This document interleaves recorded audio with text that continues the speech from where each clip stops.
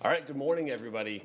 Thank you so much for being here for an early press conference. I really appreciate everybody showing up and being here. We have lots of folks from Shakopee and from across the metro and state of Minnesota here to talk about license plate data, which doesn't seem very exciting on the outset of it. But what we have happening in the state of Minnesota is that our license plate data is being misused. So Minnesotans expect that when they get a license plate, when they're driving through the state of Minnesota, that they will have an expectation of privacy. But that private data, names, addresses, information about those people are being absolutely misused across the state and across the country. And so today we're going to talk about that a little bit, and we're going to hear stories about folks whose license plate data has been misused and some extraordinary, I think, breaking news data around how much that is actually a huge problem in the state of Minnesota. And then we'll talk about the bill that we have in judiciary at 10:15 this morning to help curb these issues. So we'll turn it over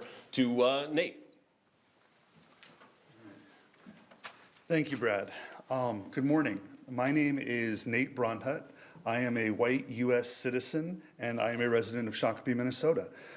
On the morning of February 15th, I was driving around Shakopee looking for potential ICE activity. I came across a blacked out SUV with an out-of-state plate. I spent some time observing this vehicle from a safe distance and just keeping an eye on it. After a period of time, the vehicle started to move and drove in the direction toward the east side of Shakopee, and I decided to follow. I sent the license plate information to a chat group that informed me that this vehicle was a known ICE vehicle. As we drove, it became very, very apparent that I was being led by a federal agent to my home. When we got there, we parked in front of my house and sat for a period of time. I was absolutely enraged that an armed federal agent had taken this blatant act to try to instill fear and intimidate me and had rolled up in front of my house. We sat there for a period of time and I started to wonder, like, how did we get here? And the only thing I could rationally surmise is that he accessed my identity by my license plate. And now we're sitting in front of my house. To be clear, I was never operating outside of my constitutionally protected rights. This was not the first time that I had followed an agent. It was also not the last, but it was the first time that an agent had deliberately attempted to intimidate me, specifically by going to my home and in trying to violate the safety of my home and that of my family. This improper access and use of information has been reported time and again by others throughout the metro during the past several months. Left unchecked, what other information could federal authorities be accessing? In what other ways might they attempt to silence those who mean to resist them?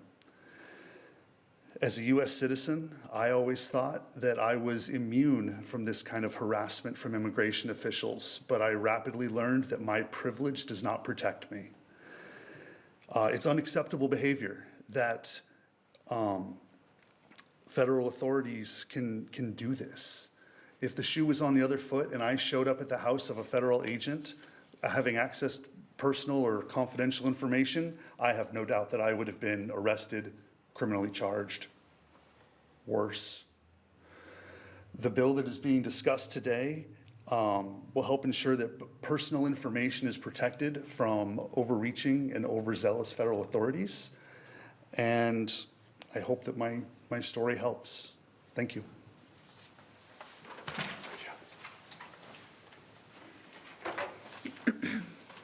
Good morning.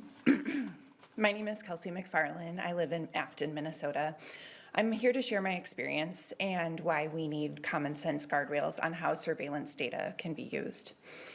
On February 13th, I was parked at a hotel in Woodbury, also observing ICE activity, when an SUV with a California license plate backed into the space next to me. There were 3 individuals inside, and based on the recent operations in our area, I believed they were ICE agents. When I asked if they were leaving because the surge was apparently ending, the interaction quickly became hostile.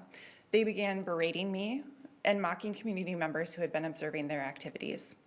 One woman got out of the vehicle and walked around my car, reading my license plate before getting back in the SUV.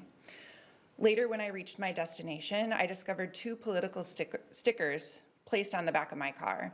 It was clear they had been put there during the confrontation. In that moment, what I felt most was fear and uncertainty. They had just walked around my car and taken my license plate. They could potentially find my address. I didn't know what they were going to do with that information. Later that same evening, several cars started to pull into the cul-de-sac in front of my house with their lights on. I called 911 because I thought someone had come to intimidate my family. While waiting for the police to arrive, I realized that the cars were community observers responding to a report of ICE activity at my address. But the alert itself had red flags that people in my community of Afton immediately noticed. It said that a landlord had called to report ICE presence. I own my own home, there is no landlord. So someone had used my address to trigger a false report. When deputies arrived, they told me there was little they could do beyond suggesting I file a complaint with DHS or ICE. That experience made something incredibly clear. No one should be able to use surveillance data to intimidate people in their own neighborhoods. My family lives there, it's my community, and we are not going to be intimidated out of our neighborhood. Thank you. Hi, good morning. My name is Katie Henley. I'm here today to talk about my personal experience with automatic license plate readers. On January 21st, I heard that there had been ICE activity in South Minneapolis. When I had a break from work, a neighbor and I got in my car and drove around our neighborhood to observe ICE actions and document any potential detentions. We quickly spotted an ICE vehicle and began following it. A second truck driven by federal agents joined that original truck, and we continued following both vehicles. For a while, it seemed that the agents were driving around aimlessly in our neighborhood, but suddenly I recognized the street we had turned onto. I watched in horror as the 2 vehicles driven by federal agents pulled up in front of my house and slowed down. We watched as an agent used a camera and that looked very professional to take multiple photographs of my home out the window.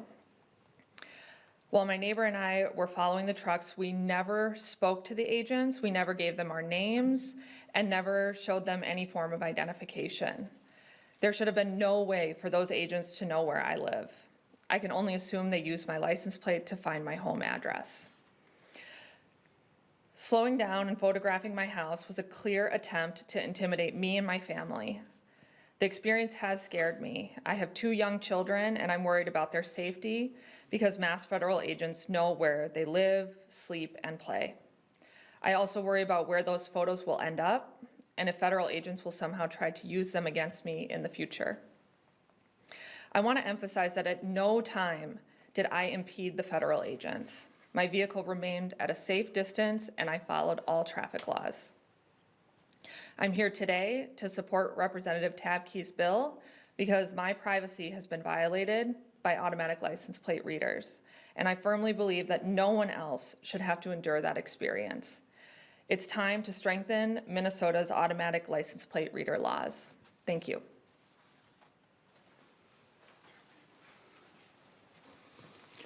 Good morning. My name is John Beeler. I'm the Policy Counsel with the ACLU of Minnesota. So these automatic license plate readers, or ALPRs, they're small, high-speed cameras that photograph thousands of license plates per minute. The data captured includes the license plate number, date, time, location of the scan collected, and it all collects that regardless of whether the motorist is accused of any crime.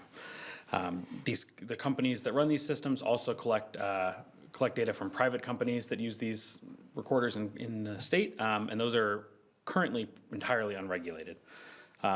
Now, while any of our data could be collected by these license plate readers and car registrations, they're only supposed to be accessed for an active criminal investigation.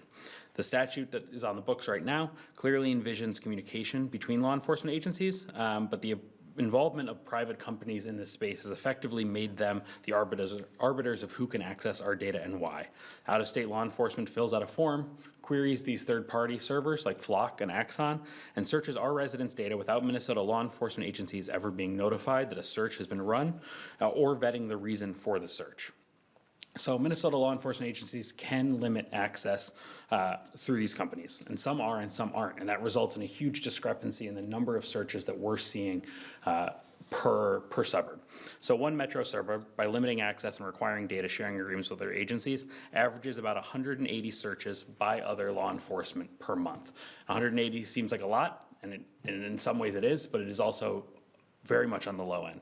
Another metro agency that seemingly has no restrictions saw 425,000 searches run against its cameras in a 6-week period.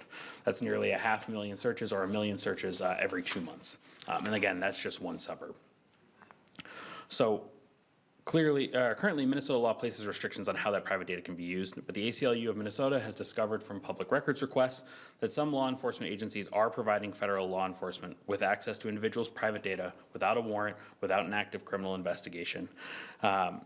And although it's illegal in Minnesota for any law enforcement entity to use these databases for civil immigration enforcement, a public records response from one agency shows nearly 100 searches conducted explicitly for civil immigration enforcement in a 6-week period. And that involves in-state and out-of-state law enforcement agencies doing those searches. Some of these law enforcement agencies in Minnesota have opened their ALPR data basis for wide use, including by federal and out-of-state agencies, to the tune of more than 15,000 searches per day during January and February. And this is not just a Metro Surge problem, although it is what drew our attention to the problem. We do have some public records requests that were filed before Metro Surge began. One of our Minnesota exurbs that has only 2 cameras still saw 13,000 searches on their cameras in the month of November.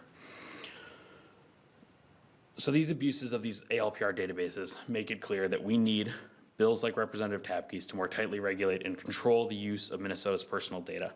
And that's what this legislation is going to do today. It's going to ensure that ALPR data is not accessed, disseminated, or shared outside the state unless required by a court order or judicial warrant.